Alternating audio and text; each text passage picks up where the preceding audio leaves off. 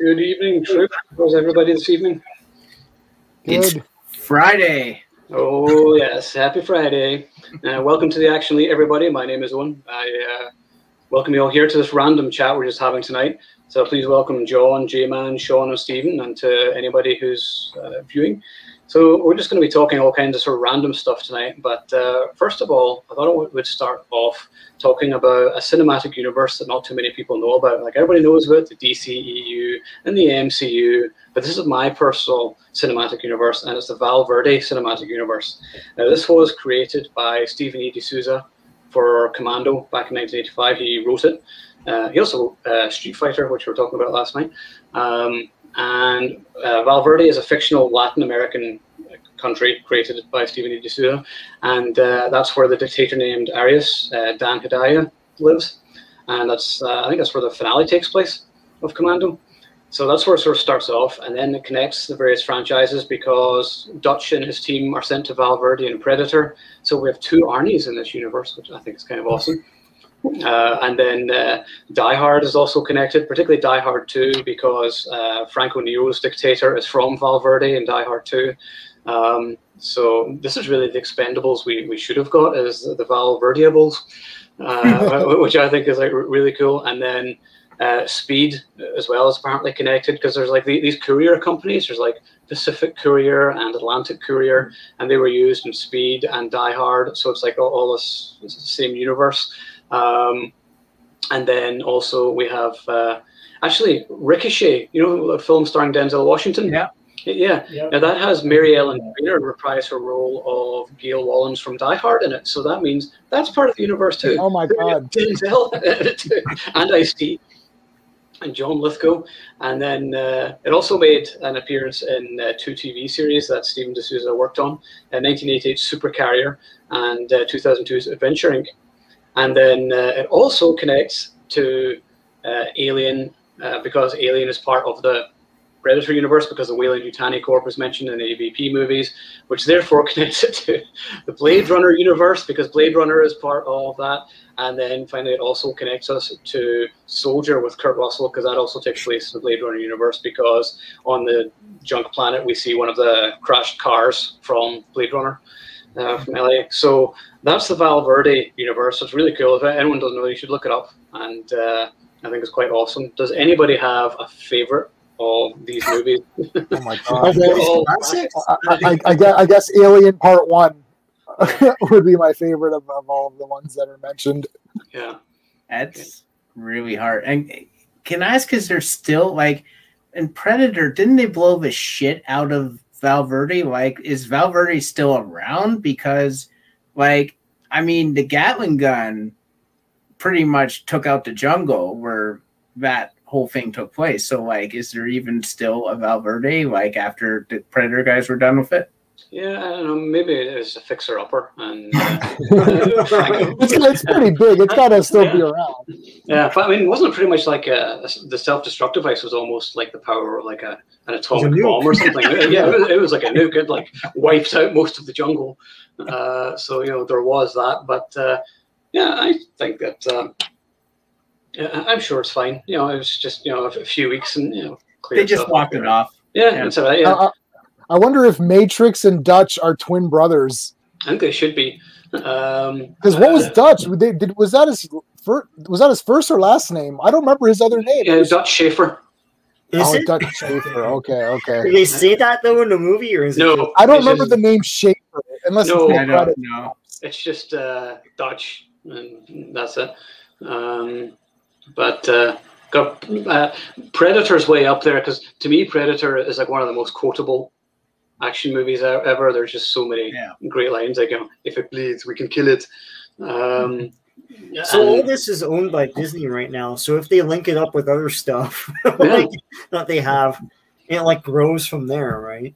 Who owns Lethal Weapon? Is that Warner Brothers? That's Warner Brothers. Because I always wanted Lethal Weapon to be part of like the Die Hard universe and have John McClane, Riggs, and Murtaugh kick some ass. That would be awesome. And you have Jack Traven as well. And that would be super cool. So yeah, no, the Val Verde universe is a really fun discovery, which I didn't really know anything about until recently. And I looked it up, and then of course Cameron mentioned it in the Action Elite Facebook group the other day, and I was like, oh, that's weird. I was literally just going to talk about that soon, because somebody else had mentioned it a while back. So I thought it wouldn't be very Action Elite of me if we didn't discuss it at some point. So yeah, I wonder if any of the Dark Horse comics mentioned that. I guess not. I think this is something that really slipped people by. Yeah, it's a secret. It's apparently, like I was reading, it's like a secret $1 billion universe. It's like more subtle than anything Marvel do or anything. But I just thought it was really cool. So your favorite is Alien. What about you, John? What's yours? Mine is the original Commando. That's my. I mean, besides Rambo: First Blood Part 2, that's probably my favorite one-man army movie. So it's gotta be Commando. There's. I mean, that started it all too. So heck, why not? And that was the origin. Yeah. Like in terms of Schwarzenegger, I like Dutch, but like I think Matrix was a little. He got to have more fun in that movie, I thought. Yeah. I think that's maybe Arnie just at his absolute best in Commando. He just looks like he's having a riot, and we don't get anybody walking around carrying trees anymore at the beginning of movies. It's like, look at my muscles. Like feeding deer. He chops the guy's arm off and beats him with it. You can't beat that. No, it's not in the director's cut. There's like the shed scene, which is cut off, and like I think that's that's the director's cut, where it's like much more violent, and you got that epic scene where he cuts the guy's arm off. Yeah, that was so amazing. I love movies where people get beaten to death by their own arms. Like, has anybody seen Deadly Prey? Do you remember that one? Yes. It was years ago. Yeah. I think Toxic Avenger 4 had some I've stuff. seen them all. Yeah. Now, I haven't seen them all in years, but I've seen them all. Yeah. Deadly Prey was good because he beats the guy with his arm. Yeah. Yeah. What was his name? David Pryor? I forget. What was the guy that did those movies? David Pryor, yeah. Because he did the Deadliest Prey as well. The ending was just so action. Like, it was so like 80s B movie action. Like, he's like, it's just it's like, that was like. It's the type of movie, G-Man, you will love it. I think at some point, if you've not seen it, then guys, once this, lockdown is over, I suppose, but once we're able to like socialize again, we got some movies to catch up on. So I think we're going to have a Deadly Prey and Deadliest Prey viewing, and then we can discuss. But it's one I want to watch with you guys, because you're going to love it. It's just a riot. It's such a fun, stupid movie. So yeah, I really enjoy that. So you, Stephen, do you have a favorite of the Valverde Universe movies? God, you almost need like a top 5. I know, right? Like it's ridiculous. I think probably I'm going to cheat. I'm going to say probably the best of them is probably Alien 1, like just for overall film. My favorite is probably going to be Speed. I frigging adored that movie. I saw it twice in the theater. I remember going to see it with my my uncle, and my uncle is one of those people who gets like super into it. Like, he will throw punches while watching the screen. Like, he will literally get into it. And during that thing in the theater, you could hear him revving the bus when he had to make that jump. He was literally revving the bus with his foot, and I'm like, what the hell is going on? Like, but it was so awesome. Just one of those movies, very 90s. I think it's like the movie I think about that epitomes the 90s, along with movies like Eraser, as far as the action genre go, like one of those like high concept movies, which they don't do anymore. So best is Alien, favorite is Speed. Yeah, I love Speed. One of maybe the best music score of the 90s. I love the music. Yeah, I bought the soundtrack.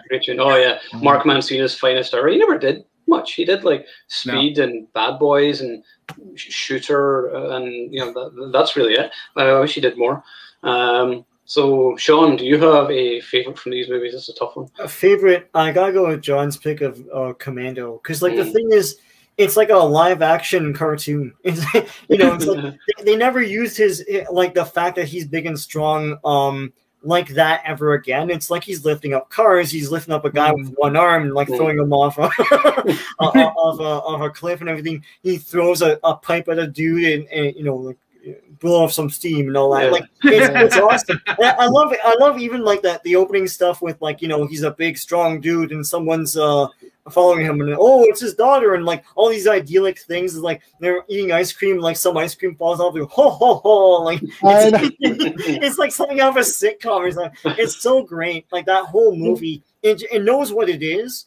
It's like one of the few gleeful action pictures that knows what it is, and it's like we know this is stupid, just go with it. Like I think doesn't Schwarzenegger like uproot a what is it, like a phone or something like that? Like it's bolted to the ground. Like, like I know you're muscly and everything, but come on, dude. But yeah, no, it's awesome. It's and nothing like that was made with that guy again. Like he made tons of other like classics, but nothing that was like that.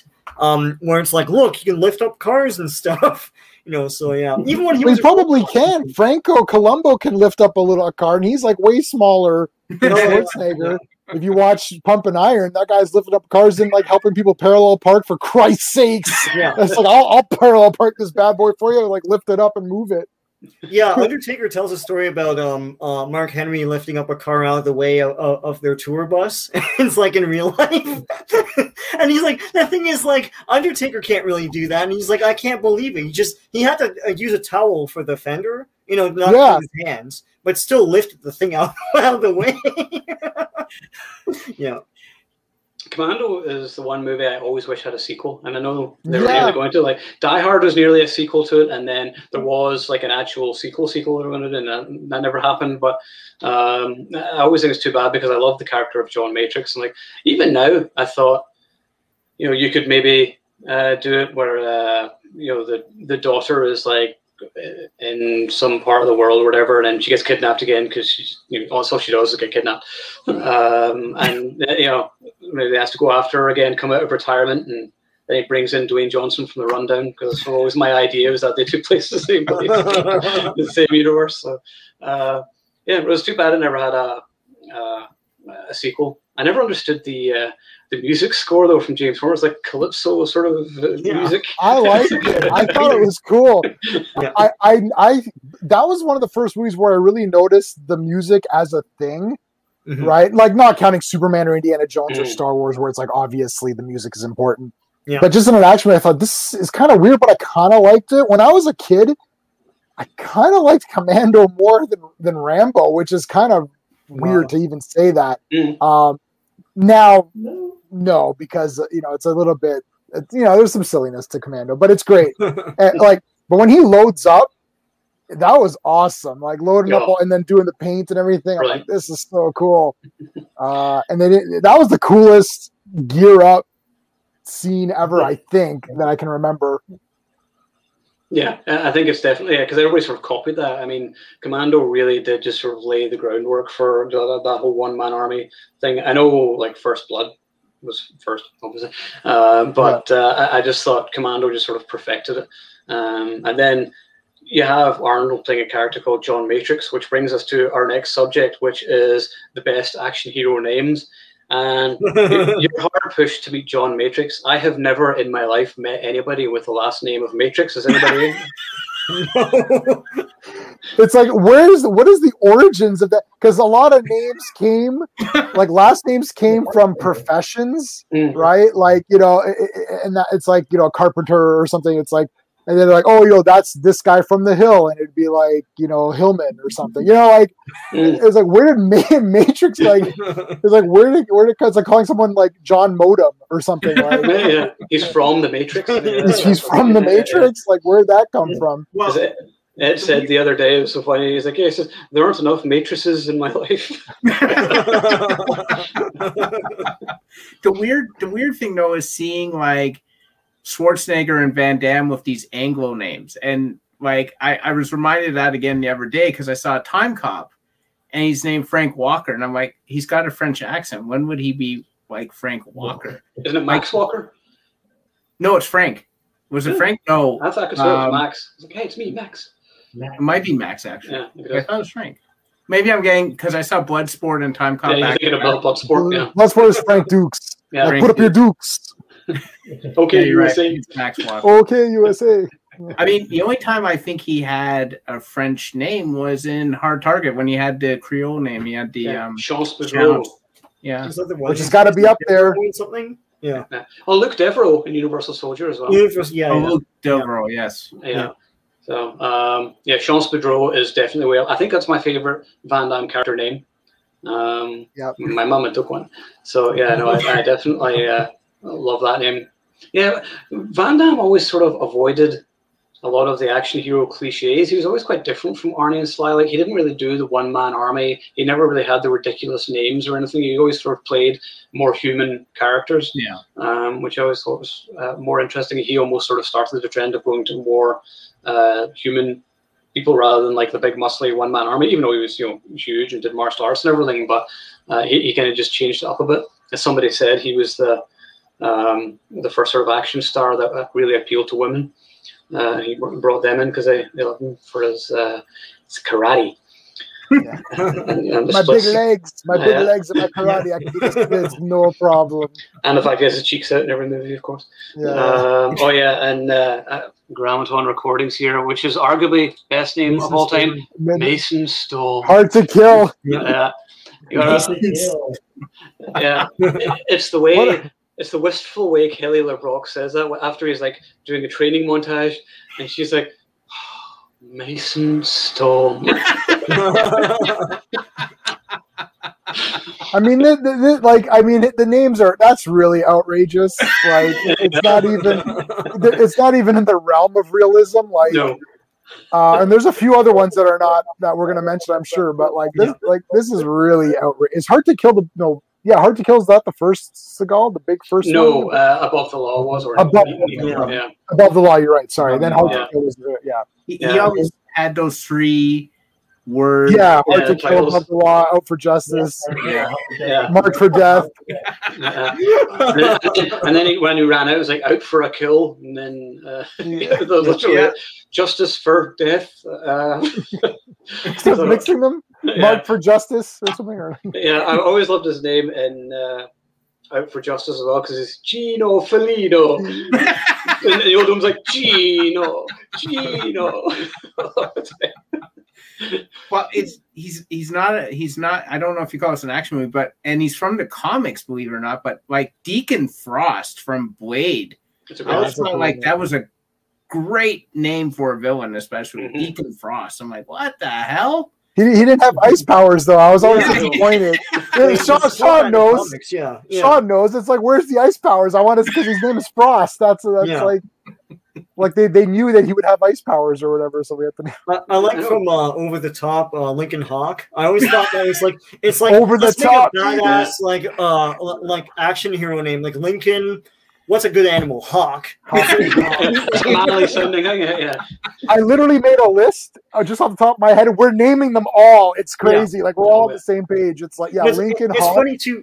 I remember mentioning to a guy at work about what was it, Cobra? He plays a guy called Marion Cobretti, and he laughed and he was like, "Well, what does he play in Fist? Marion Fistoletti?" It's like it's like going out of your way to like fit Cobra into the name, I know it's based on a book, but still, yeah.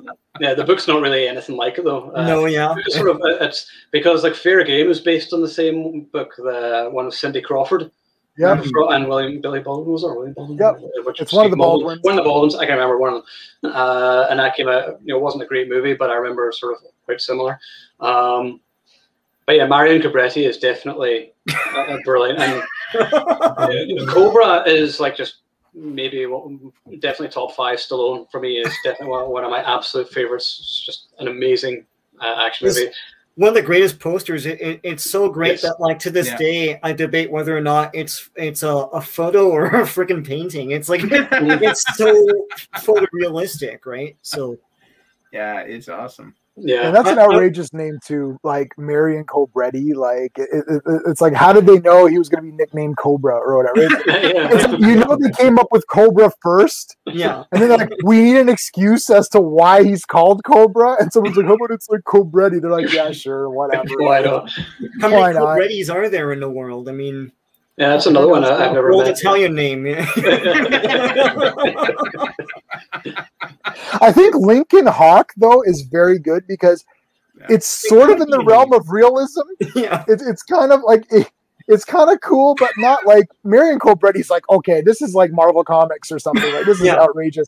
But like Lincoln Hawk just sounds like a badass guy. Like, and now coming in, Lincoln Hawk. You expect like mega muscles and like a dude that that's like a Stallone name, right? Like, you know, remember when he turns his hat, he's business. Oh my god! They made figures, and I don't think that the hat turns in the action figure. Fail. That's a super fail. That's fail. in the movie, dude. Like, and there's Alex's quote. What kind of babbling bullshit is this? And Casey Ryback, of course, that was a good one. But Casey Seagal. Ryback. Yeah, he's my instructor at Fort Bragg. But Seagal always had the best names because he also has On Deadly Ground, which might be my favorite, Forrest Taft. Yeah. Just to make sure you know this is about the environment. Yeah. Run, Forrest. Run, Forrest, run. Run, Forrest, run. He's like, Seagal, run. We saw that in school because to learn about like that's education. the pillaging of the environment. It's like that's the Canadian education system right there. People. No, yeah, that's like the teacher must have been like, let's just watch On Deadly Ground. Okay, hold on. Tie it into the curriculum. Yeah. In grade 7, yeah, we watched. Can I swear on this? Go ahead. I can swear it. This is me. You're not gonna fucking believe what we watched in grade 7. Now, I'd already seen it 100 times. We watched Ninja 3: The Domination. Oh my god. In grade 7. Dude, I swear to whatever you believe in, nature, God, whatever, science. It's like I'm like, we're watching Ninja 3, and literally people are like, wow. I'm like, oh, I own this movie. I had it on VHS. I'm like, I can't believe we're watching this right now.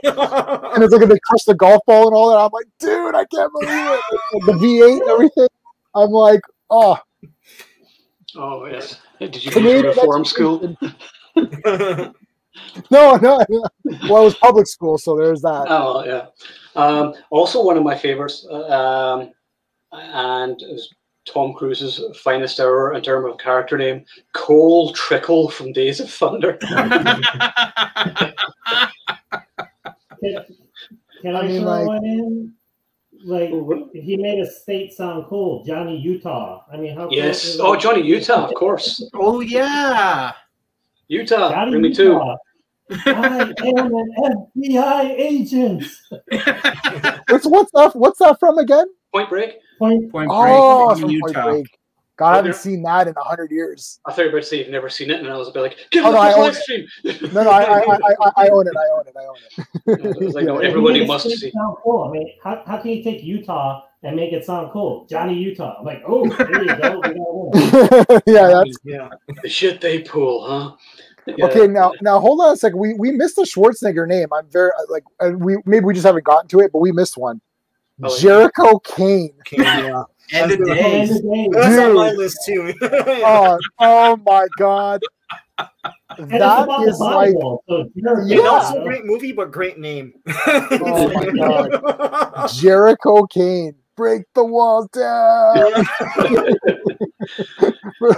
I actually quite like End of Days. I always think nobody really talks about it. It's not classic Arnie, but I know it's got Gabriel Byrne as Satan, which is great. All he does is sort of go, and then he fights, Satan at the end, which is kind of cool. I like how it ended. Not to spoil it for anybody to see, but I like how it ended because it showed him, in a different light, Mm-hmm.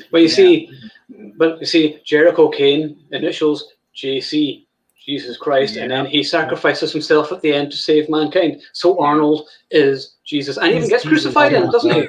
There's a crucifixion scene in it, isn't there? Mm-hmm. Yeah, that's right. Yeah, so now we know. What about Zap Rosder? What's that from? Did you just make that up? I never heard of that one. I think we should try to make up our own by the end of this stream if we can. Okay. Well, do you ever see those posts on Facebook, like take take your first name and then something else and put it together. Here's your name or something. Like, I never got good ones though. I was like, I actually came up with one, and it was going to be Jake Morningstar. Oh, that's really good. Okay, so let's keep a note of these. That's a unique one, right? Yeah, that's just what I came up with. Yeah, but one which it's a disaster movie rather than an action movie. But Spurgeon Tanner from Deep Impact, Robert Duvall.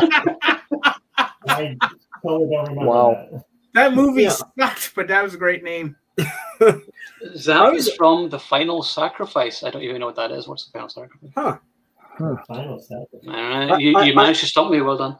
I always liked China O'Brien. Because it's like out of nowhere. It's like, let's put these two cultures together. O'Brien.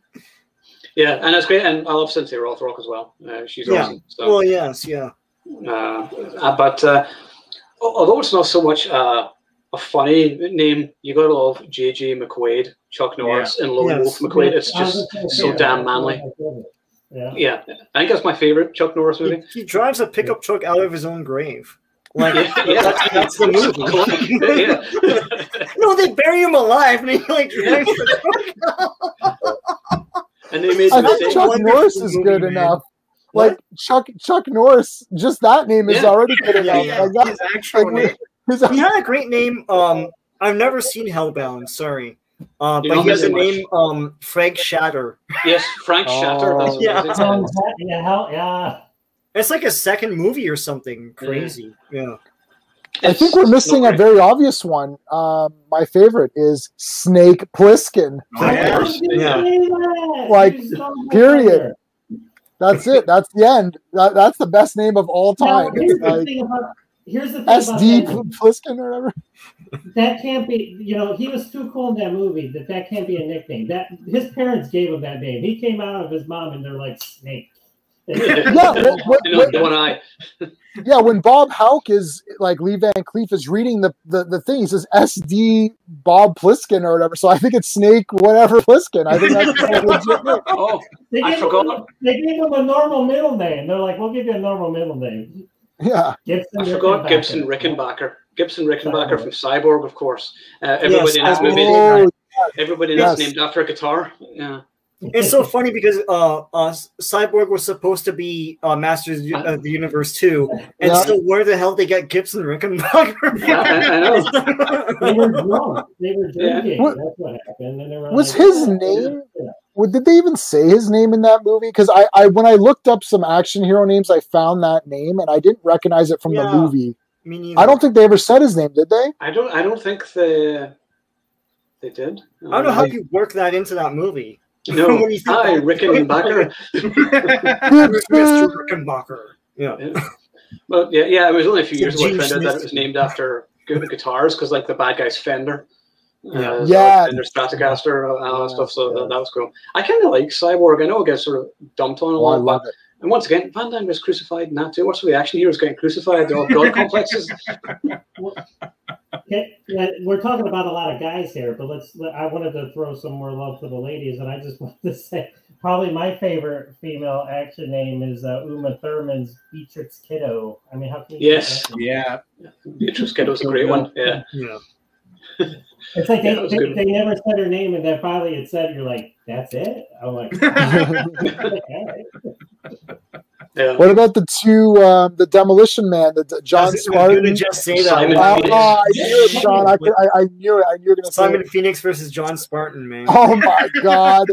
It's like those two names. They probably worked on those names for 2 days, and then you carried on with the script. I got a funny story. Like when I was growing up, like my name's John, right? So I had this kid in school who would tease me all the time, saying like, "Oh, you're named after a bathroom," and he would do it every single day. I hated this kid. But then, like one of these movies would come out, I'd be like, "Oh, I just saw Rambo over the weekend, and his name was Bill." I go, "Bill, what was his name? What was his name? John Rambo." And then the Commando came out, I'm like, John Matrix. And then Die Hard came out, I'm like, John McClane. John McClane. John Spartan. Yeah. John Spartan. Yeah, I'm like, all the coolest names start with John. I'm sorry. Yeah.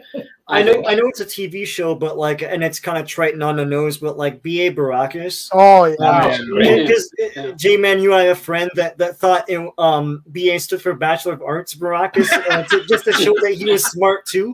But in the show, they actually say that his name is a Bad Attitude Baracus. Bad Attitude. I think it's Bosco or something like that. Is his real It's name. Bosco. Yeah. I know our buddy was like a Bachelor of Arts. Maybe he did have a Bachelor of Arts. You never know. I know. Well, if we're talking about TV shows, like Tim Apple, I love Soldier of Fortune and Benny Ray Riddle. I love that name. That was one of my favorites. But also, like Sonny Crockett and Ricardo Tubbs. I mean, Tubbs. Crockett and Tubbs. That's his real name, but it's like my favorite TV show of all time. So I'm actually doing a show with Cameron soon about Miami Vice, so I'm just going to totally nerd out, and I've even ordered a Miami Vice T-shirt and everything. So I'm so excited. Yeah, those are definitely great names. I think in terms of just the best action hero name, it is John Rambo, though, because whenever you hear the name Rambo, it means action. You know, it's just, who do you think you are, Rambo? Oh, yeah. Tango and Cash. Ray Tango. Yeah. I was going to say too, for Mr. T, Clubber Lang. Yeah, Clubber's good too. That is a great name for a boxer. It is, yeah. Even Rocky Balboa was a great name. Yeah. I mean, I have a road up there, so Balboa Crescent, and I'm like, oh my god, I want to live there so badly, just so I can write Balboa in my address. Yeah, and Rambo is an apple or something, right? Like I listened to the commentary of the writer of the book on the first film, and he's like, it's like an apple or something. It's like, okay, well, there you go. Yeah. What about Jericho Jackson from Action Jackson? Oh my God, yes! That's amazing. Action Jackson is good enough, but Jericho Jackson? Yeah. Oh my God. Clubber Lang had a Bachelor of Arts. He did. He had a Bachelor of Arts in kicking your ass. Yeah. I pity the fool who doesn't have a BA. Junker cars, which is what he did all the time. He'd pick up a guy and there was a camera underneath and they would like show a guy flying. How did they get that footage? Like, there's always like a guy flying overhead the camera in slow motion. Yeah, they did in the Rocky series. I mean, Apollo Creed too. That's a great name. That's a great name. Yeah. Apollo. Well, the Expendables. Ivan Drago's good went out of the way to try and get like bullshit action names. Yeah, Lee Christmas. Lee Barney Christmas Ross, is my favorite Yang. one. Yeah. Big Barney Ross. Yeah. So oh shit, there's another one. I just had it there. Oh no, what was it? Oh no, I forgot. No, what about James Bond? There's got to be some good Bond, Drax. Yeah. Oh, wait, Xander Cage. How about Xander Cage? Yes, it was. Stanley Goodspeed from The Rock. Yeah. Yeah. That was good. That was the one I was trying to remember there. That was Bobby Swagger, Mark Wahlberg's character. Yes, Bobby Lee Swagger. That's a great one. Yeah. Anyone with the last name was Swagger. That's amazing. Swagger. I think I'm also desperate to meet somebody with the last name or first name of Richter, just so I can invite him to a party. Oh, yeah. He's like, you at the party, Richter. I would literally arrange a party in his honor, just so I can. Is that the best like Arnie names? I'm sure Arnie has some more great names. What's his name in Rodeo? Oh God. I can't remember that one in a long time. We have to look it up. Sean, is anyone online? Hold on, I'll have a look. Let's see. I know, like Stallone. I never saw Paradise Alley, but like Stallone played a character called Cosmo Carboni. Wow, that's good too. That's a pretty good name. Joseph P. Brenner. Okay. Ray Quick from The Specialist. Oh, The Specialist, Ray Quick. That's a good one. He's quick. Sounds like a speedster character from DC. Flash. Jesse Quick or whatever. Yeah. But you just gotta think about this for a second. This always makes me laugh. Think about them going on a talk show, like some whatever talk show, and they're sitting there, and it's Stallone is sitting there, or like let's say Schwarzenegger's sitting there, and they're like, "So tell us about this movie." Well, I play John Matrix. It's like, are you for real? Like, you know what I mean? It's like I play a character named John Matrix who has a lot of depth and who loves his daughter so much that he's willing to, come out of retirement and say her like, oh, okay. I just like trying to think of like them because they always talk about their character that they play in these interviews. It's like just imagine them saying that name. I play Gibson Rickenbacker. They're like, what now? Say what? Is that for real? Schwarzenegger, I just looked him up, and one of his best names was in a comedy, Twins, Julius Benedict. That's good too. Yeah, I just Twins was just on the other day. I just watched that recently. There's something. I have to look. There's got to be some Arnie names I'm forgetting here. Let's see. Jack Slater from Last Action Hero. Yep. Slater. Jack Slater 2. I always wish we actually had a Jack Slater movie because I always thought that sounded like a cool idea. For sure, they should have had one. Yeah. What about Paul Kersey? Since we're doing that. And then Dirty Harry Callahan as well. Yeah. Oh, Harry Callahan. Yeah. Yeah. Actually, that's kind of a cool name in Sabotage. John Breacher Wharton. So Breacher's kind of a cool name. Maybe that's sort of his middle name. Escape Plan is Rottmeyer. Trench and Expendables. Yeah. Adam Gibson, Jericho. Victor Fries, of course. Victor Fries, yes. Jack Slater and John Kimball and Kindergarten Cop. Yeah. Ivan Danko, of course, from Red Heat. Yeah. Cocaine. Yeah. What about Dolph Lundgren? He's had to have some good names. Well, Ivan Drago. But what about like Red Scorpion and what was his name in in Dark Angel or I Come in Peace? What was his name in that? I'm not gonna look that up. It's funny. Normally I remember all these, but not today. As soon as the camera comes on, I forget my own name. There's so many. Oh, I know. Actually, there's a TV movie called Tour de Pharmacy, and it was called Gustav Ditters, which I think is pretty good. And then in Don't Kill It, he's called Jebediah Woodley. That's pretty good. Oh, that's great. I Come in Peace. Dolph Lundgren's name is Detective Jack Kane.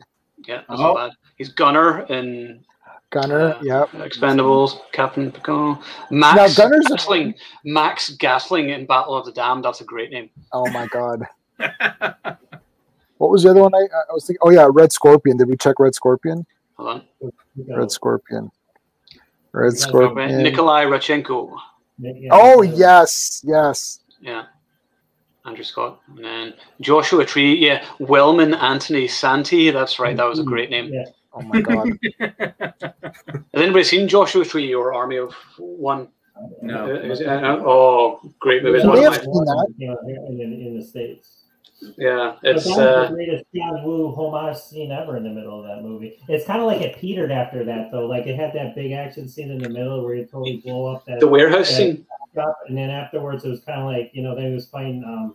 What's the guy's name? He was an older actor. I forget what his name was, but it's like that's not as exciting as the middle parts. We're not very good with names here. There's so many. I don't know the guy. Well, he was a famous actor too. I know exactly. You're talking about the guy with the cigar. Hold on, I'll tell you. Well, I just had Army of One up on my phone. Hold on. Dirty Cop in the movie that was going. George Segal. George Segal. Yeah, George Segal.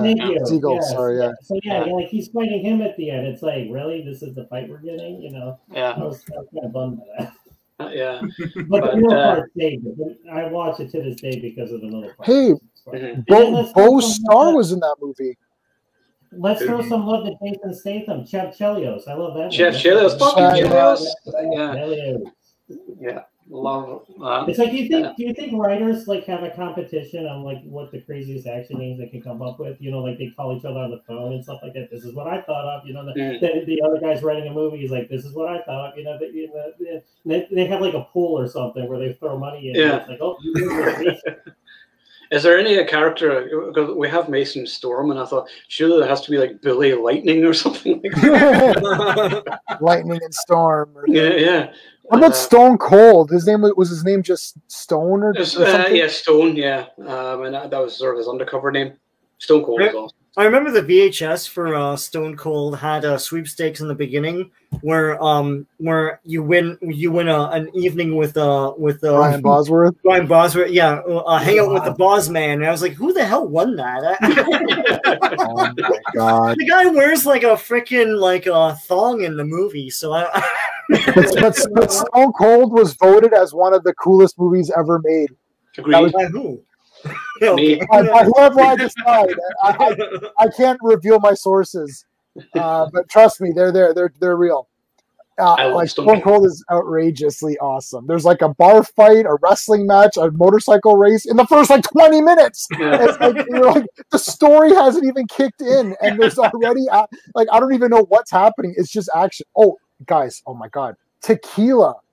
From Hard Boiled. Tequila, oh my god, definitely. I just thought of that now. Come on. I know.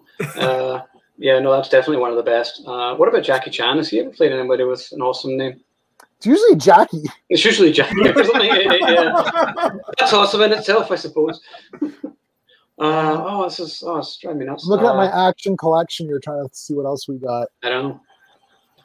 But while we're thinking about that, this week was also the 25th anniversary of Eraser. Yeah, Arnold Schwarzenegger movie, which we just talked about, and like I did a roll-up piece about that. And I remember in the UK it was cut. Like the final scene was cut when where they get hit by the train, and like you've just been erased, and then it cuts before the train hits the car. So you're like, well, did they get hit by a train? Oh. What happened? What did they get out? And then that was it. And for some reason it was cut. But whenever they ran the BBFC, they were a bunch of dicks. They just cut like everything. Like I remember, like all ninja movies were banned for years growing up because they thought ninja weapons were offensive, like shurikens and nunchucks. Anything with nunchucks were banned. I remember that little part of the Video Nasties. So it's crazy. What about ninja movies? There's got to be some crazy names there. It has to be Shokasugi. Joe Armstrong was. Joe Armstrong American is Ninja. American. Jackson is the. Yeah. He just went by Joe in the first one, then they said it, and then it's like, oh, it's Armstrong. He's like, well, of course. Yeah. Alex Corsa saw him. Ever done any wet work? It's a line from Eraser that Patrick Kilpatrick says. I remember. Patrick Kilpatrick, real name, which is awesome. Yeah, he's a Sandman in Death Warrant, which is awesome. Sandman, yeah. I wanted to mention something about ninja movies. So when I was a kid, this is crazy. American Ninja, and maybe someone can. I'll see if I can look this up and show you. You know, when you were a kid, you would buy like certain, I don't know what they're called, but like you'd buy like, let's say, a cowboy pack in the dollar store, and it would give you a sheriff's badge and a gun, and it'd give you like maybe a holster and like a really cheap hat or something, and then you could buy a cop pack, and it would give you like a baton and like some cheap handcuffs and like a gun and a badge. Like I actually bought a ninja pack, and it was American Ninja. It came with shurikens that were suction cups, so you throw them and they would suction cup, and it came with I think a kama and nunchucks and stuff. And I'm gonna see if I can find it. This is unreal, and my grandfather got me this, and my grandfather made me nunchucks when I was a kid, and I was going around, and I could do it, like I could do I don't know how good I can do it now, but when I was a kid, I would be able to flip it around pretty good. I'm gonna see while we're talking if I can find these nunchucks that I had as a kid, and you're going to be correct. I think they're right in this room. I'm going to try to find it while we're talking. But so in Canada, ninjas were awesome. Like everyone wanted to be a ninja. I still do. But, yeah. Well, obviously your grandfather was the greatest grandfather possibly known to man. I still have the nunchucks he made me. That's awesome. Yeah. Well, actually, while we're here, because I know Shauna sort of suggested this a while ago, let's talk about some of our favorite ninja movies. Because I mean, it's kind of tough. Is the best ninja movie Revenge of the Ninja? That's the question, or is it even a question? It's probably the best all around. Yeah. Although it's got the best finale. Yeah. You can't beat that 30 minutes of like I forget which time we were talking about, but that came up. Oh, and then we were talking about it's like a 30-minute ninja battle where he's not only killing mobsters, and then he fights a ninja. It's like the best thing ever.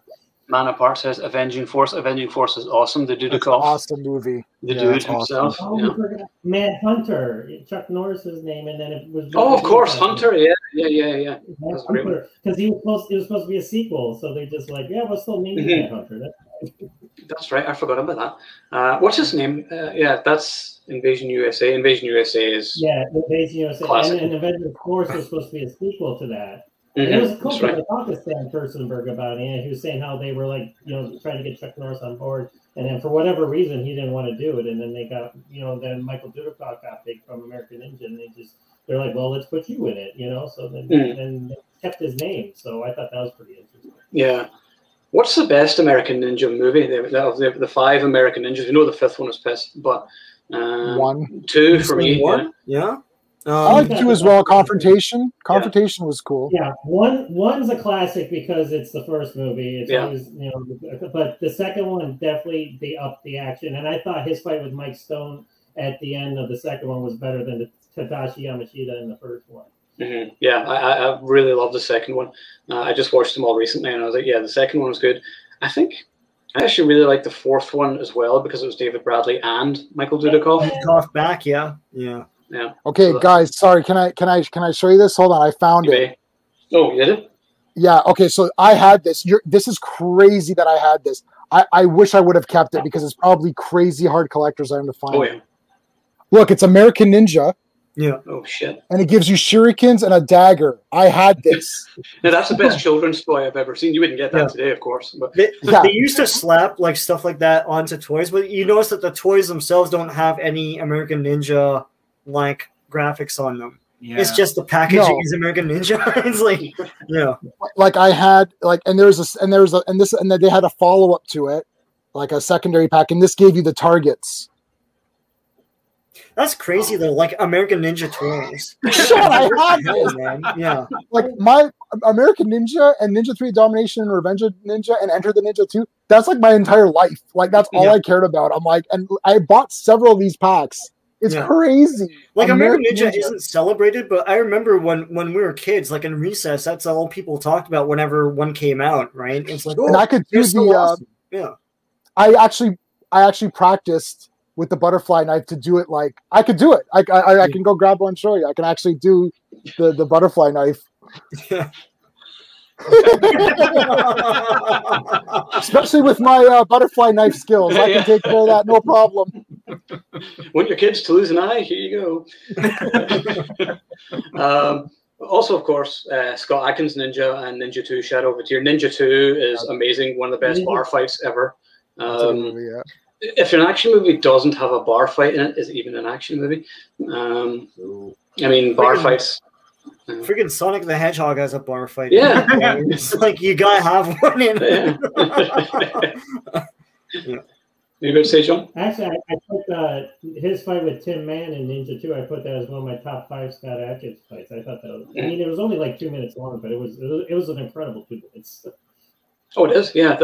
All of Ninja 2 is great. I mean, I haven't actually watched it for a couple of years, so I'm going to dig out the Blu-ray and give it a watch soon. But the fight scenes I remember were great. And then what other...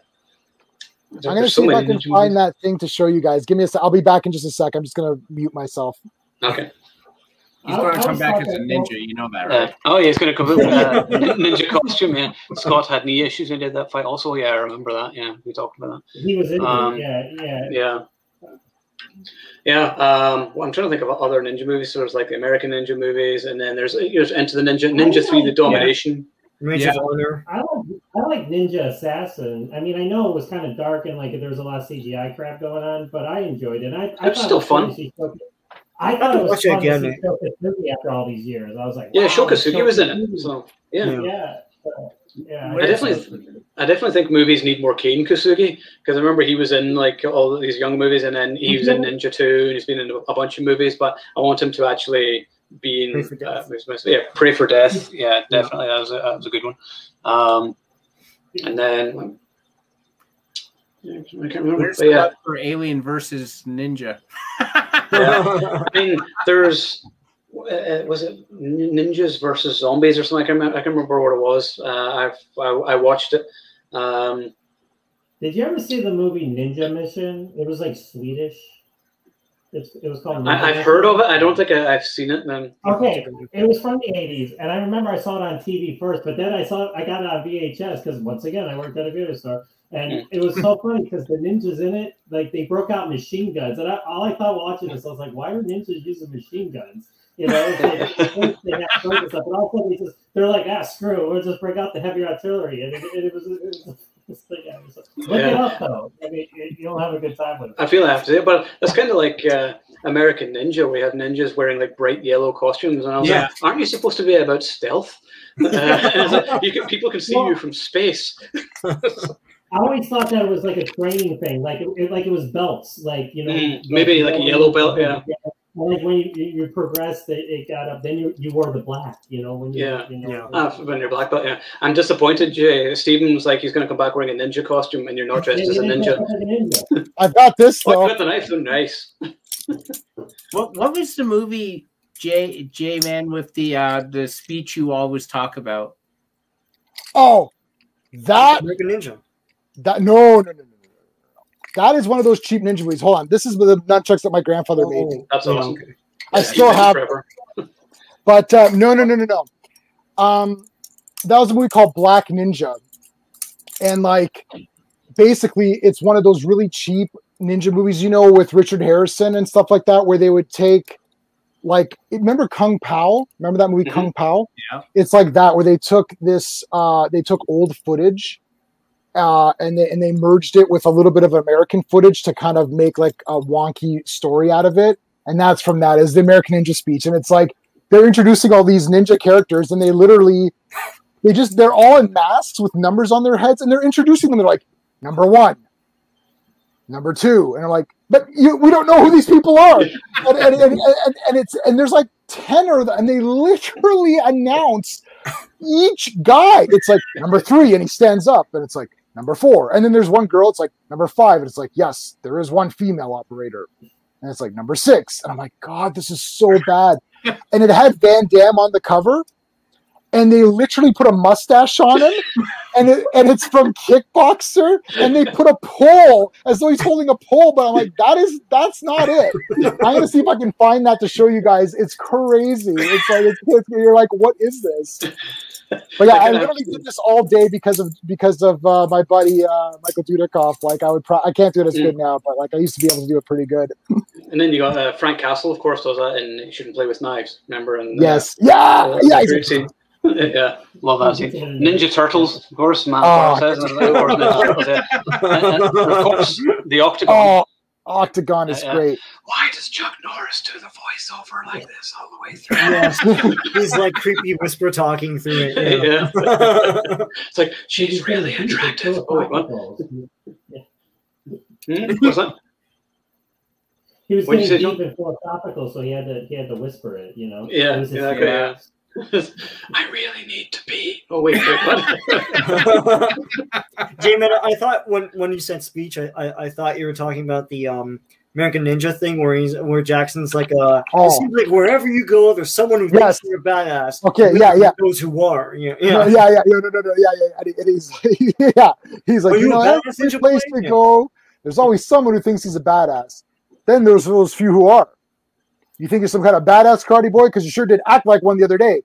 We lost some good friends because of it. Yeah. Like, come on, karate boy. See what you got, And then he goes, and then the guy comes in, he's like, that's a lesson for today, guys. If you can use your opponent's energy, you can throw him off balance and defeat him. And he's like trying to make it seem like it was like this thing. And the guy's like, he goes, Jackson, I saw the whole thing. It's like, Joe, in my office. I like how after that they were like the best of friends. Like he hated him, and then 2 seconds later he's like we're buddies, and then he's like we're all hanging out and everything. I'm like, what the hell just happened? Like, Battle of the Alpha Male. Yeah. How excited! Like, well, you made me look stupid. Let's be friends. How excited is everybody to see Thomas Ian Griffith join Cobra Kai? Because I'm kind of wet myself about that. I think that's awesome. I remember when because you thought it was the other guy, but then it turned out to be the skinny guy, like the weaker guy in the unit. And as soon as they did, I'm like, I'm talking to my wife, and I'm like, I know what they're doing. She's like, she's like, shut up and just watch it. But I know what they're doing. I know what they're doing. I have to say it. But yeah, when he showed the teaser, and he looks good for his age. I mean, he's got the gray hair and everything, but he looks good, and I can't wait to see it. I am so excited because I used to watch all those movies. You know, Beyond Forgiveness, Cracker Jack, you know, Excessive Force. Ulterior Motives. Yeah. I remember we talked about this when I was teaching karate. Like we were talking about kickers, and like because he's like 6 foot something, his legs just like boom. It's like they were like I remember in Excessive Force, the guy's like behind him, and his leg goes. Whoa! And it just kicks him from behind. I'm like, what the hell is that? Yes. I was told after that. I love Excessive. I think Excessive Force is my favorite. It's his big movie. Well, yeah, it was supposed to be a theatrical release, but unfortunately, whatever happened, and then it went straight to VHS. But it had the budget. You could see it had the budget. So. And a great cast too. Yep. Yeah, so that was a good one. But he, believe it or not, Karate Kid 3 is my favorite Karate Kid movie because of Thomas Ian Griffith, because I thought he was terrifying in it. I just love it. Man can't stand, he can't fight. I just love the ending. I like the ending where he's doing the kata and the guy's like, he's like, get the point. And he's like, nobody knew what to do it. This is the greatest thing ever. Yeah. It went too far for me. I was actually... If Terry Silver comes back into the show, I just want him to just be beaten badly for an hour. I don't even want there to be a story. He did beaten. Well, the thing is, in the third movie, he was like a snake in the grass. He told them now they all know who he is. So it's like, what's he gonna do? Show up and be like, oh, I repented. It's like I'm a new person. It's like Yeah, no, okay, he's beyond redemption. Yeah. I only found one of the two. I made a mistake. Black Ninja had Michael Dudikoff's face zoomed in as the.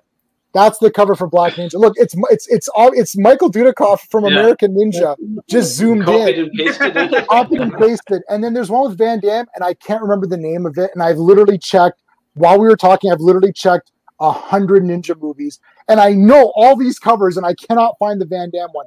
I'll remember it and show it to you. You're gonna absolutely piss your pants when you. And I own these on VHS. I still have them. They're just in my VHS closet or whatever, and I can't go dig them out now. But I still have them. Does anybody remember Ninja Terminator? Yeah, I have it. So Ninja Terminator for sure. I have. That's where the guy gets the golden arms and all. He has the invulnerable arms and the invulnerable. Yeah. I know that one. I know it's. Yeah. Sorry. By the way, if anyone needs some of these, I was able to get all. There's a set number. It's there's 130 of them or something, and I have them all. I found someone who was offering them to me on the high seas. I have them all. If anyone it's 30 gigs or something. If you want all 100 Ninja movies, these are the shit Ninja movies, not the good ones. There are no shit Ninja movies, J-Man. Well, look up Richard Harrison. He wears a headband that says Ninja on it. And my entire life, I've wanted a Ninja headband. I want a headband that says Ninja. I'm identifying myself as a Ninja. I love the Ninja because Franco Nero in the mask. You could just tell it was him because of the big mustache that he had. Yeah. In his white ninja costume, where he blends in with the clouds. Yeah, he wasn't particularly convincing, but I still kind of love Into the Ninja as well. But I think I love it. Don't get me wrong, but I just love how he couldn't hide the fact that he had that big ass mustache. Yeah, his mustache of manliness. Yeah, but Ninja 3 has that epic slaughter on a golf course at the beginning, doesn't it? Which is great. Yeah, they lost the whole police force at the beginning of that movie. I mean, they're recruiting. And can we examine the plot for Ninja 3? So this ninja, for no reason, goes out and kills everybody on a golf course. Okay? Then the police show up, of course. They try to kill him despite him being of an Asian descent. They try to kill him. And he kills all of them. But he doesn't kill the last 8 guys. And he finally dies. He's so angry that he possesses someone to go kill off the 8 cops that he didn't kill. It's buddy, you're in the wrong. You also killed like 20 people at a golf course and 20 cops. Take the win. Like, you won. Just leave at that point. Like, he won't give up. Like, I'd take the win. I'm like, I think I'm a good ninja. I killed everybody. Ninja is crazy. He wasn't dead after we shot him. He was still wandering around in the desert. Then he found her. And he's like, "He's still alive." He's like, he's got bullet holes all over him. It's like, that's amazing. Jim Carter has a semi-ninja movie. Yeah, Jim that Carter guy is is genius. sort of a ninja, I guess. But yeah. Yeah, I absolutely love Jim Carter. Speaking of ninjas, what do you all think of the recent trailer to Snake Eyes? The second trailer. I have an opinion. And Okay, go John. We're talking about this. I saw the trailer and I'm nervous. I'm worried because like he's fighting and he's got the outfit on, but not the mask. And then I'm so afraid that the ending of the trailer is the ending of the movie where it comes over his head and he drives off on the motorcycle. I'm like, that's it. I'm like, I think he goes through the whole movie like just wearing the outfit and not the mask, and then he finally puts the mask on. No, I think you're right. Yeah, that's exactly what it's going to be. The action looks great, but I told Sean it's not a Snake Eyes movie if he doesn't wear the damn mask. And he talks already. I was like, why is he talking? I was like, well, yeah, we're not going to go with the same thing, right? No. It's like, and it's going to be sort of like he befriends Storm Shadow, and they show that in the trailer, right? Yeah. And then he'll be seen to have betrayed the clan somehow, and he has to redeem himself somehow. But also, they're trying to set up their universe, so there's a lot of Cobra bullshit in it. So it's like, look, there's Cobra, there's these other guys. Like, unless they're the bad guys of this movie, I feel like it's sort of shoehorned in. Honestly, and I said this, listen, I love G.I. Joe. We all love G.I. Joe. We grew up in that time. And a real American hero, G.I. Joe. And listen, I'm sorry, who is this movie for? Is it for my 44-year-old ass? Like, are you really going for my dollar? It doesn't make any sense. You know, I'm fine.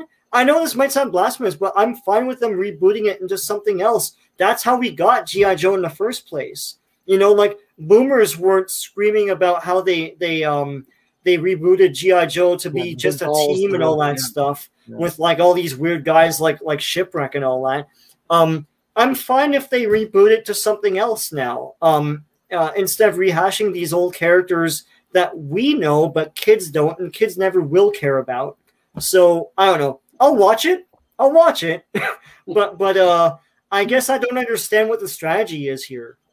My fear is that like they're saying it's another origin movie, and I get it. Yeah. This is a different Snake Eyes origin, because obviously he's not the Vietnam vet white guy.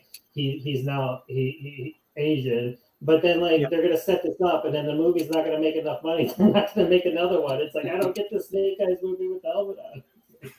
Because the thing is that, look, they want the name Snake Eyes, and they want us thinking that we're morons going out and spending all this money and all that. And then it's like, oh, we tricked you. It's not really about Snake Eyes. It's a new Snake Eyes. It's like, well, this new Snake Eyes sucks. And I've had this, I used the Snake Eyes trailer as an argument against the new Superman stuff, which I don't like. Not Superman Lois, but the Snyder Superman. And it's like, I was fed all these arguments as to, well, it's a new Superman for a new generation. Who cares about the comics? You know, this is a different Superman. It's a new Superman. And then right after that conversation, everyone started pissing on the Snake Eyes trailer. I said, well, forget the Snake Eyes from the comics. This is a new Snake Eyes. This is the director's vision, right? Everyone was telling me all this stuff. I'm like, but it's not Snake Eyes. It's not Superman. It's not Snake Eyes. Like, who are you trying to make this for? People like Superman, maybe because he's a known name, so people might just go see it just for Superman. But Snake Eyes, like, if it's not Snake Eyes, like Ray Park was the only great thing really in those two movies. Like, I mean, Snake Eyes was sick in those movies. Do we agree on that? Like, he was awesome. He didn't speak. He had the mask on the whole time. That's it, right? And it's like, that's what Snake Eyes is. If you want to make that movie, then make it, and I will be in. And you can change around stuff. You can add things to the mythos and all this crap and whatever. You can expand the relationship between him and Scarlet, which I you know, so that's fine. Yeah. Rob Liefeld just did Snake Eyes Endgame just now. Issue 5's coming out like next week. It's like he added stuff to it. Yeah. Right? And Snake Eyes gets like a red suit at the end or whatever. It's like, okay, you can add stuff to it, but he didn't make him talk and his helmet's on. Like, Yeah, you got the basics down. Yeah. Well, I think like a Snake Eyes movie is the kind of movie where you don't get a big name to play them. Like I think it would work better if it was a lower budgeted indie action movie, and like you see it at the beginning, and then for whatever reason he gets hurt or whatever, and he has to wear the mask. But you get a no-name actor, and then he just wears the mask the rest of the damn movie. It's like it would probably work better for fans like me that grew up on it. I think that would be the best. But, well, I mean, like Carl Urban understood it for Judge Dredd. When he played Dredd, he had the mask on for the entire movie. They're gonna get my money, but it's like like I told him, I have to watch it and then I'll make my opinion and then we'll see how we'll go from there. But I'm going to get going. Strong feeling about it. It's because I'm such a fan. So I'm going to get going, but my opinion is I didn't even bother watching the trailer. I don't care. Hollywood can go blow themselves up for all I care now. I don't care about anything they do. I'll go see this movie and probably forget it and whatever. So. Yeah, it'll be a disposable blockbuster like most other things where you'll probably enjoy it for the time you're watching it and you come out and be like, what did we just see again? It generally seems to be the way of things, but I didn't even bother. It's just like whatever. Anyhow, guys, you take all right, care. Steve. All right, have a good weekend. Yeah. See you soon. Cheers. Bye. So what about Hugo Weaving? He was in the V for Vendetta mask that entire damn time, and his face is never shown. Hugo Weaving, Hugo Weaving is a bigger actor than insert name of Snake Eyes actor. It depends on the actor and the agent representing them. It's like Tobey Maguire's agent is mega like show his face all the frickin' time, or else you have no Spider-Man movie. But Carl Urban doesn't care. He's a great actor. Like to me, I respect Carl Urban in everything he does. I mean, he disappears into Dr. McCoy in Star Trek. I mean, he's the only one in that movie that's giving it his all. It's like he came to play, and everyone else is like just schlepping it, right? But yeah, he's great. Love him. Nice bloke in real life too. But yeah, my problem is the guy who's playing Storm Shadow, Andrew Koji from Warrior, is like one of the coolest people in the entire world. So I'm on Team Storm Shadow for this movie now. So Henry Golding is the guy playing Snake Eyes. But I'm like, Jonathan Marcus joined the chat. They got him to fill seats because he's a big name right now. I mean, I actually didn't really know who he was, but Jonathan Mark has joined the chat. Hello. Hey, Jonathan. Hey. What's up, guys? How about you? Thanks for joining us. We're just talking about the new Snake Eyes trailer. What do you think of it? Have you seen it, or do you care? I actually was surprised by that trailer, to be honest. I had zero hope for it based on the director, who, while I liked the first Red movie, unfortunately, he did R.I.P.D., which is why I got so worried about that. But it looks like he might pull this off. I say might because you never know nowadays. And I guess since I'm not like big on G.I. Joe, I'm not, entirely a huge fan. So I'm not gonna, be mad about that. Mm. And I just hope it's a fun movie. That's all I can say at this point. Yeah, I think it will be. I think it'll probably just be sort of a fun and action movie with some decent fight scenes or whatever, but it won't be, a G.I. Joe movie. So, Jonathan brings up an interesting point in all this, which is the point that I've been arguing forever, and Sean has been arguing this with me. We've been fighting this losing battle, which is the people who are not G.I. Joe fans don't care anyway. So they're just going to go see a fun action movie. So why not give the fans the proper Snake Eyes? Because the people who are kind of iffy don't care anyways. Like, it's not like Jonathan's going to walk out and saying, well, he didn't wear the mask, so F this movie. He'll just be like, that was a cool action movie. What's the difference if the action takes place with a guy wearing a mask or doesn't wear the mask? Like, you may as well just wear it, because then the nerds, the G.I. Joe nerds, are going to be like, wow, that was really cool. Snake Eyes fighting people. As opposed to, oh, look, it's this guy without a mask fighting people. It's like, who's that? It's Snake Eyes. Well, it's not really. Well, this conversation's over. Conversation's over. Is there anything else like after Snake Eyes for like the next few months? I mean, is anybody actually going to see Fast and Furious 9? No, I'm going No. on Tuesday. No. I'm not gonna take I it. stopped caring Yeah, at the Fast Five, pretty much.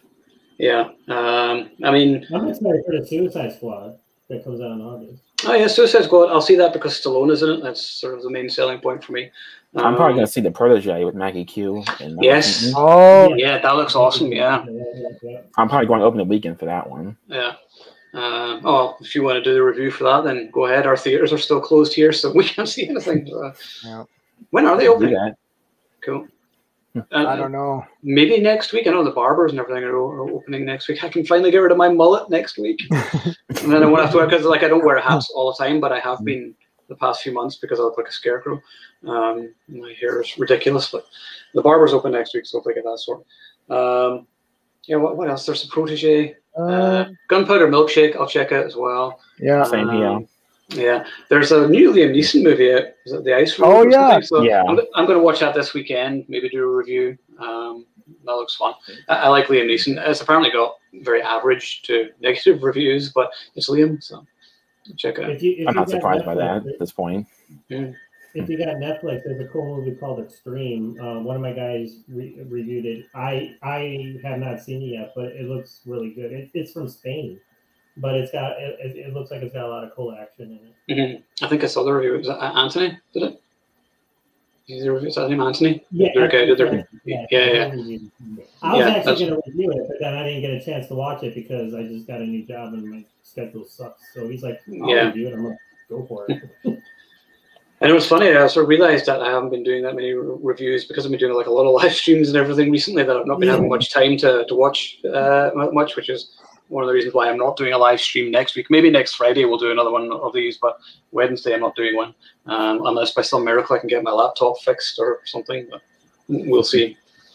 That's annoying. I'm just trying to think what else. James Bond in a few months. No Time to Die if indeed it does come. So.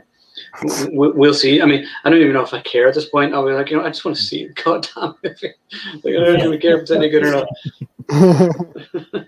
I need my large popcorn, my overpriced large popcorn. Yeah, if it's less than And I need- $45, I don't want it. Yeah, and I need to see Sean wolf down 2 Whoppers. Like, he doesn't do it anymore. He used to do 2 Whoppers in the theater. Really? But, We so one time we were at Burger King and Jason made his order. I made my order. Jason's order was 1 Whopper Junior, and my order was a double Whopper. And so when he came, he looked at Jason and he gave him the double Whopper. And Jason, Right, what a bastard! and he's like, I was no, 300 that's pounds not at the time. Yeah, he was like mega big, and Jason's like, that's not me. That's for this guy. And I'm like, Yeah. I was like 110 at the time. So I was like, yeah, and I wolfed it down, man. I love double Whoppers. But yeah, My favorite, the only thing which I normally get from Burger King is the Rodeo King. Oh, yeah. Yeah. It's so good. It's got the onion that rings. sauce and with the Yeah. onion rings. Oh my god. It's so good. I crave can it. rarely eat all of it. I now want it like tonight, even though I've had dinner. But it's pretty much like an edible heart attack. But I'm like, well, I've had a good run. Just screw it. Yeah. A Whopper without cheese is like a hug without a squeeze. You're right. I haven't been to Burger King in ages, so I feel I may have to make a cameo appearance at Burger King at some point this weekend. I go every Tuesday, and I get 2 Junior Whoppers every Tuesday, guaranteed. Oh, really? Yeah. Not to change the subject on Whoppers because I'm getting hungry anyways, but Gerard Butler Cop Shop is coming out in September. Yes. I was about to point that out, actually. Frank Grillo, Gerard Butler and Frank Grillo. It's like, And then we got Dolph Lundgren and Frank Grillo with Operation Sea Wolf, was it? Yeah, That's not submarine movie. Yeah. And of course, we got another Bruce Willis movie, Out of Death, which sounds like a Steven Seagal movie they would have made in the 90s. I have no idea what that title means. Out of Death. No, Out of Death. Yeah. Yeah, we're out of death, but life. It's Out of title ideas. Holy crap! I know they're definitely out of ideas. I think should be the title. Out of ideas. Like Bruce Willis used to be able to sell a movie, but these days it's Bruce Willis looking bored and tired. Yeah. Him and Harrison Ford should do a team up. Yeah, really just moan about which bones hurt the most. My shoulder hurts. Yeah, mine hurts. My ankle. I call it Bored. We did a trailer one. We did a trailer once for a movie called Bored, and it was my buddy Mark, and it was like him putting together something, and it's like Mark is bored, and then it's like that was it. You're like, oh, okay. It's like, you know, Ford. It was like, I totally forgot the other guy we were talking about. It was Ford, and who was the other guy?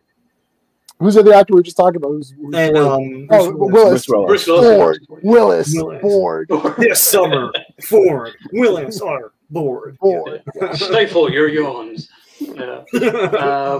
Like, it's funny, they keep talking about that, like, Die Hard prequel, McClane, we should be talking about. And I was like, no, just let it die. And I was like, Bruce Willis lost interest in it. Like, for me, it ended with part 3. I know people love 4, but it's like a different John McClane.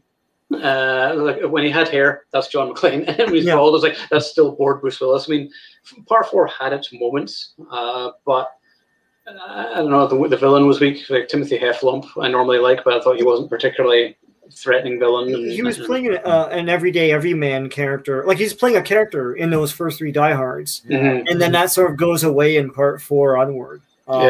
You know, but that was the whole appeal of Die Hard. Like, I remember reading reviews where people were taken aback by this new form of action hero, right? You know, which nowadays everyone would lump into the other action heroes, but he was a guy who was your everyday dude. He wanted to sit in the front seat with the other guy in the in the limo, you know, because he didn't want to be all like rich and stuff in the back. Hoity-toity in the back. Yeah.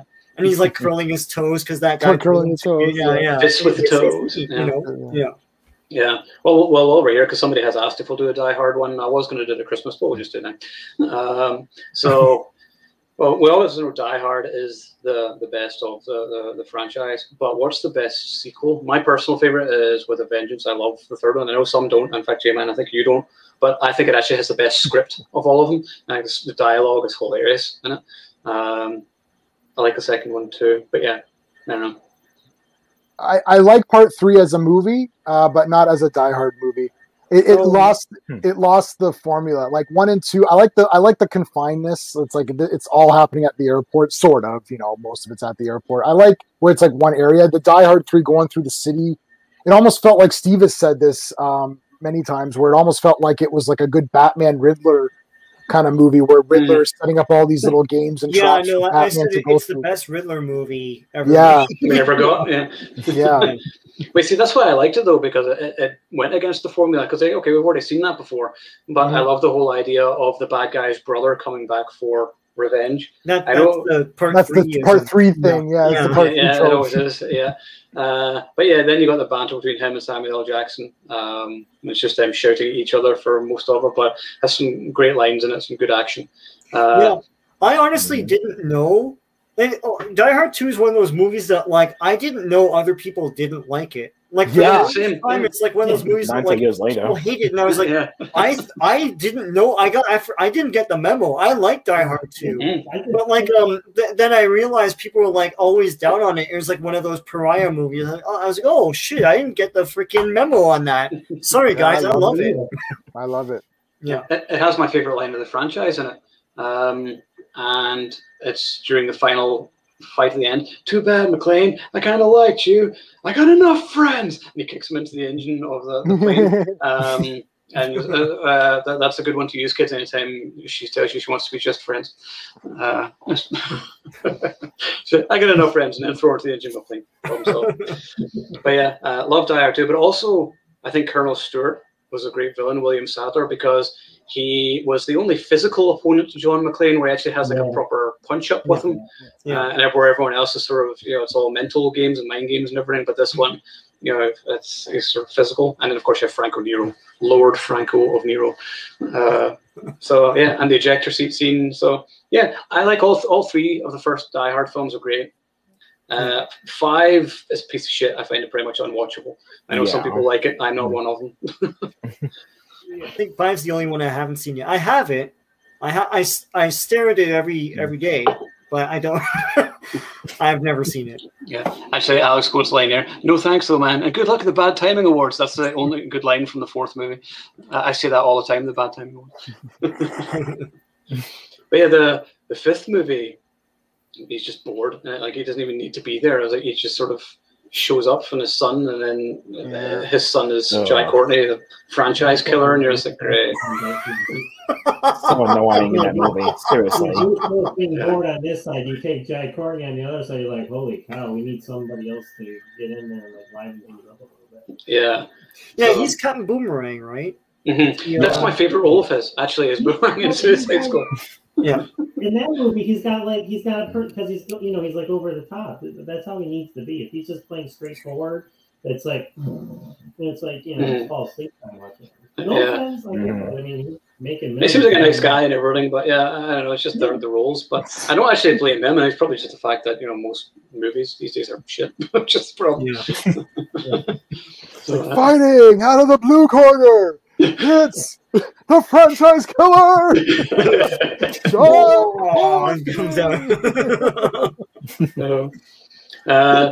Okay, so yeah, I mean, I keep sort of answering the question. Yeah, so John, what is your favorite of the Die Hard sequels? I'm going with Die Hard 2. I like that. Like I said, the first one is always a classic, but I enjoyed. I think Die Hard 2 had I don't know. I just felt like the action was like there's definitely more like firefights per se, and I like the whole military aspect, how they were like like ex-military, and they were like more badass. Not that the villains in the first movie weren't. You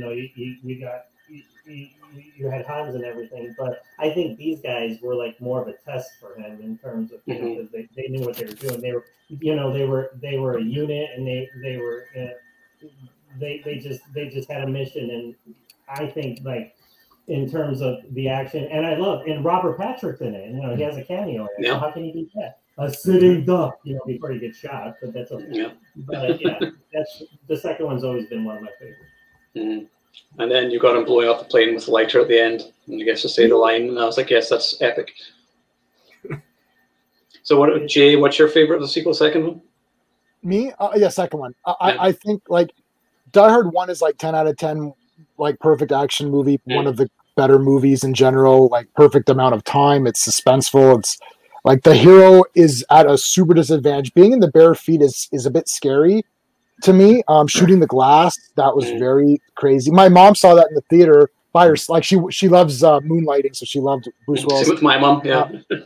So she saw those movies in the theater without me. She just went and saw the movies. Came out, I saw Die Hard. I'm like, why am I not there? So you don't need to go there.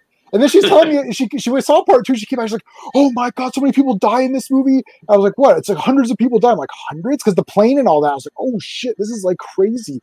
I thought part 2 is if it's not 10 out of 10, I think it's 10 out of 10. I kind of like part 2. 9.5. Yeah, at least 9.5. Yeah, I would say 3 is a 9 out of 10 too. I like 3 a lot. Yeah, it's just that part 2 is a little bit better. Yeah, 2 for me, the script is a bit ropey in parts. I think it doesn't quite hold up as much because although it's there's some great lines, whatever. It's just whenever he's like, the same shit happened to the same guy twice or whatever. It's just a bit cheesy there, but I do love the wrong guy in the wrong place at the wrong time. Story of my life, and I just love that. It's just such a McClane moment. He kind of stops being McClane when he quits smoking. So that's like, Jonathan, what's your favorite Die Hard sequel?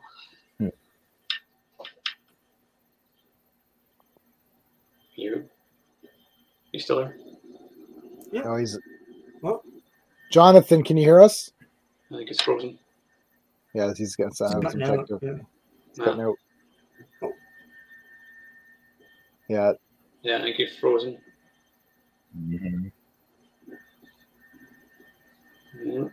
Yeah. Okay, well, if you're working on that, then we'll ask Sean. What's your favorite Die Hard sequel? It's part 2, man, because it's to me it ups the action quotient from part 1, and it was a worthy sequel.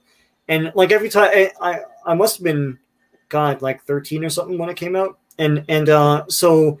When I got on VHS, every time I watch it, I'd make sure to get my sour cream and onion chips, my French onion dip, and I totally and that was that was the chip and dip movie, man. Listen, that's the patented Sean. That's the patented Sean movie snack. He always That's been the patented Sean movie thing for 20 years that I've known you. You're still using that same thing. Well, after I got diagnosed with diabetes, then I had to cut that. But because I remember I mentioned it to you, J-Man, and you're like, it's too rich. It's like, it's awesome. I know. I did get back into it like a few years ago. I got nostalgic, but like it plays havoc on my same stomach. as you with Vengeance. It's always been my favorite. Oh, he's way behind. He's yeah. Okay, that's weird. So part 3 is his favorite. Part 3 is his favorite. Yeah. Okay. Okay. Can you hear me? I'll do it for him. Part 3 is my favorite because I really like the running around in the city. All the different clues and the things are really cool. Can you hear me now? It has a cool script. I like the partnership. Wait, I can hear you now. Wait, I can hear you, Jonathan. I can hear you. Let me see. Can you hear us? Frozen. Nope. Excellent. Okay. I was gonna say like a quick question, like Hudson Hawk, good or bad? Oh wait. It's kind of terrible but amazing at the same time. It's awesome, yeah.